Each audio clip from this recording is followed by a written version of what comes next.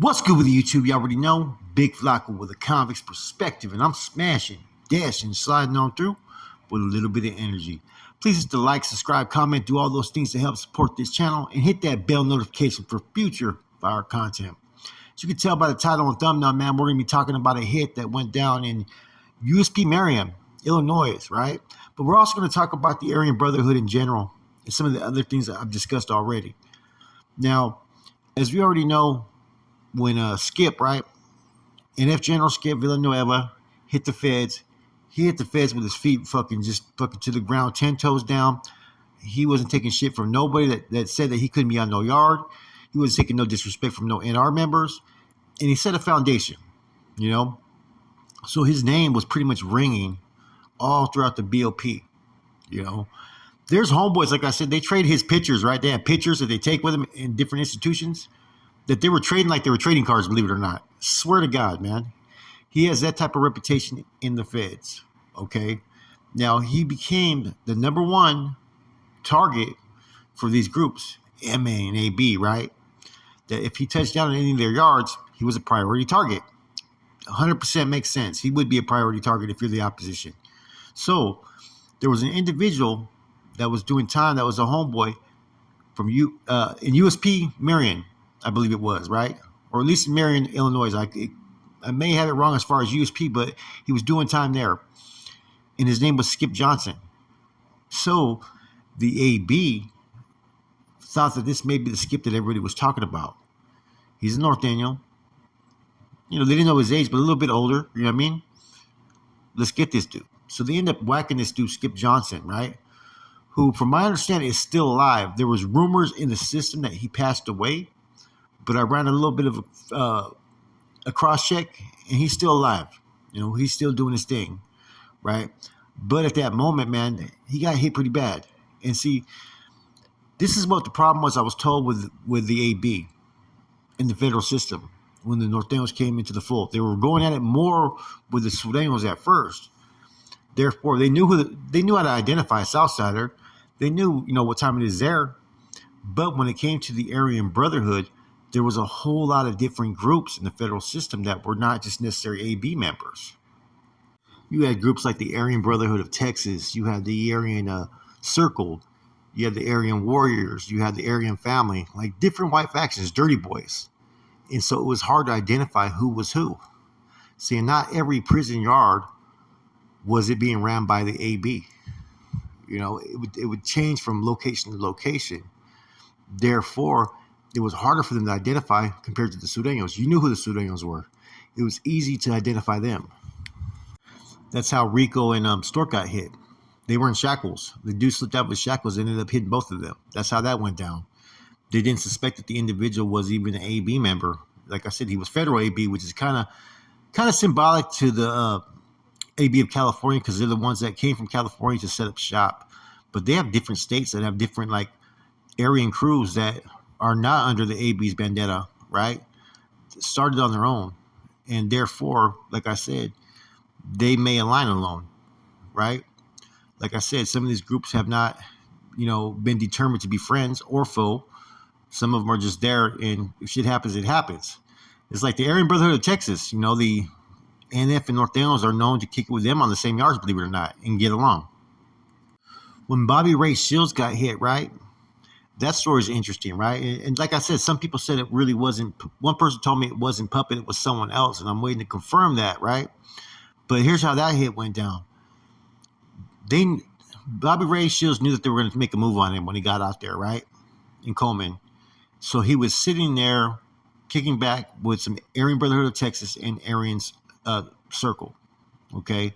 Now, they anticipated it would be someone who had been on that yard that was more seasoned and whatnot. A young Norteno came out to the yard, right? And apparently he got a piece from the GDs, right? You already know who the GDs are, Gangster Disciples.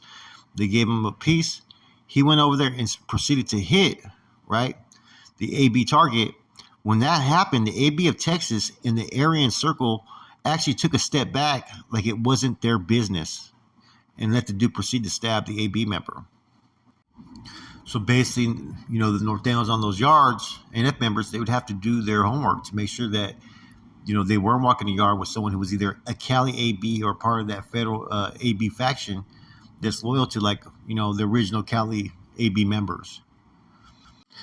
Just like it was hard for the Nortenos and NF to identify certain AB members, it was also hard for some of the white factions to understand what was going on between the Nortenos, NF, and AB. They didn't know if this was a white thing or whatnot. So the confusion kind of existed for a little bit until eventually people started realizing that this whole issue of funk, it derives from California, between the California ABs, California MA, and the Sureños. It took a while for things to be ironed out to where there was a clear understanding, but there were several yards where the North and Whites got off based upon the fact that there was an AB member on that yard, and that was the sole reason why. And other white groups got involved, not knowing that it was only specifically between the NF and basically the AB. For instance, when you go to a Texas yard where all the Texas Syndicate, Texas MA, all those groups, Barrio Azteca, Norteños and NF, they walk the yards with these groups. Also on these yards are the Aryan Brotherhood of Texas. I've seen pictures of Norteños on yards with Aryan Brotherhoods of Texas members taking a picture with a Norteño. So see, it was never about any of the just white groups in general. You see, the old ways of the politics that were going on in California, the NF had it straight up stipulated that no California MA or California AB could walk their lines, right? They were basically a target to be killed. Now, that same type of, protocol was applied in the feds, only for certain groups within the AB and the MA that were loyal to the California or the Federal Commission, right? And see, in California, the reasons why there was never any working relationships with any of the white groups was for one reason and one reason only. As long as those white groups fell under the control, right, the umbrella of the AB in California, there could never ever be any type of working relationship, any type of association, business or whatnot. The feds, it kind of changed things, because now if you're not aligned or falling under the umbrella of the AB, then you're not really in opposition to the NF or Norteños. So that's why when the initial separation between the North and South was imposed by the feds, right, a lot of people got moved into the shoes and whatnot, and then they were transferred out to different institutions. That's where all the conflict started to arise between, NF Norteños and then the AB. And slowly but surely, it came to realization that, yes, the AB does run a lot of prison yards in the feds, but not every single yard is being ran by an AB member. You have the Aryan Circle and whatnot and other groups that are just as deep and even deeper than the AB, the federal faction. See, just as the NF and Norteños are starting to identify who's who and what's what, who the real enemies are behind the walls as far as within these white groups, so was the BOP administration. They were figuring out who the Norteños could be on the yard with, what their past was, because up until that point, they didn't even validate NF members because there was really none in the system. They were kind of a non-factor. But now with all these indictments happening, people coming off different indictments, Operation Black Widow, you had the system that was flooded with a lot more Norteños than had been like in decades. Like I said, though, there was a lot of attacks that happened on both sides just simultaneously, because not everything was known about who was who. Like, look at the incident with the homeboy named Skip, right? Skip Johnson. They almost killed him. They really, literally thought that this potentially was a Skip that they were hearing about in the system, a high-ranking NF member. So they went all in on him, man. It hurt him pretty bad. It was pretty brutal. So brutal that there was a lot of rumors of people saying that he had passed away. And now for the viewers out there that are wondering what is the issue or conflict that, between the AB and the NF. The problem and conflict is this, is when the NF was going at it with the Mexican Mafia, right, they allowed the AB to get involved and assist and partake in a couple killings. The NF has always felt the AB stuck their nose in a problem and conflict that did not concern them, right? Even Fig mentioned it when they were trying to recruit him into the Mexican Mafia. The reasons why Fig didn't join the Mexican Mafia was they were allowing the AB to do some of their dirty work and attacking the NF. He didn't like to see Mexican on Mexican. So, like I said, it all It all stems down to everything that happened back then, man. Anybody knows who Peg Leg Joe Morgan is, man? He was pretty much the undeclared godfather. In other words, they don't have godfathers, but he was basically the godfather. And he had working relationships with a lot of AB members and was able to kind of seal the pack with them when they did a particular hit on an individual. Now, I've heard people say, man, I thought there was peace with Nortenos and Sureños and whites and whatnot, and AB. That's in the state. The feds is a whole different ballgame. None of the fellas in the feds of leadership roles have agreed to my knowledge of what the state did with having the end all hostilities.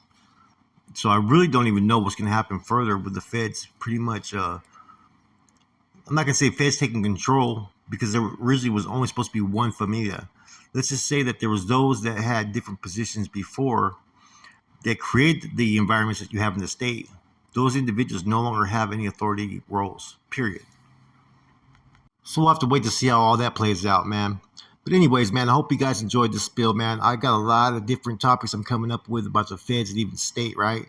Situations, conversations, how things arose and whatnot, man. And I'm gonna leave an email up. I'm gonna pin a new email I'm gonna create right now for anybody that wants to contact me about what was going on in the feds, right? Even the state, right? It doesn't matter if you're an NF associate, former NF associate, AB, whatnot. If you got some input to help me out with some of these stories, man, please reach out, man. With that said, it's your boy Flacco from a convict's perspective. Hope everybody has a positive day. Hope you can make the changes that could help you succeed in life. And let's continue forward. Let's say a rato.